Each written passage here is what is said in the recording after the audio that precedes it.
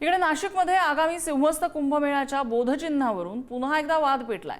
धार्मिक परंपरा आणि सिंहस्थाची ऐतिहासिक ओळख प्रतिबिंबित न करणारं सध्याचं बोधचिन्ह बदलावं अशी ठाम भूमिका साधू महंतांनी घेतली आहे। 15 मे रोजी मुंबईत मुख्यमंत्र्यांच्या उपस्थितीत सिंहस्थ बोधचिन्हाचं अनावरण करण्यात आलं होतं।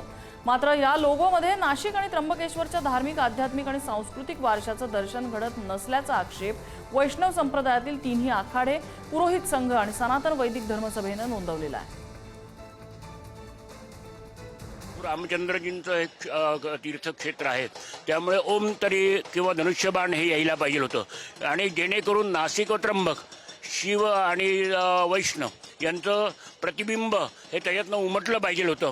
अशा प्रकारची नाशिककरांची सगळ्या मागणी आहे। साधू आखाडा परिषदेचे आपले प्रवक्ते भक्तिचरणदासजी महाराज, रामस्नेहीदासजी महाराज, सर्व साधू महंत आणि पुरोहित संघाचे शिष्टमंडळ, त्याचप्रमाणे धर्मसभा यांनी निवेदन दिले आणि नक्कीच आम्ही त्यांना जे हे सांगितलंय त्याच्यावर ते विचार करून चांगला असं तोडगा काढतील असं आम्हाला वाटतं। कल हम लोग अखाड़ा परिषद की ओर से और हमारे स्थानिक साधु संत की ओर से, पुरोहित संघ की ओर से, धर्मसभा की ओर से, सब लोग पूरे नासिक की ओर से हम साहब को निवेदन दिए और अनुरोध किए जे ये इस विषय विचार करके कहीं ना कहीं उसके सुझाव हम दे, जो ये है बदलना चाहिए।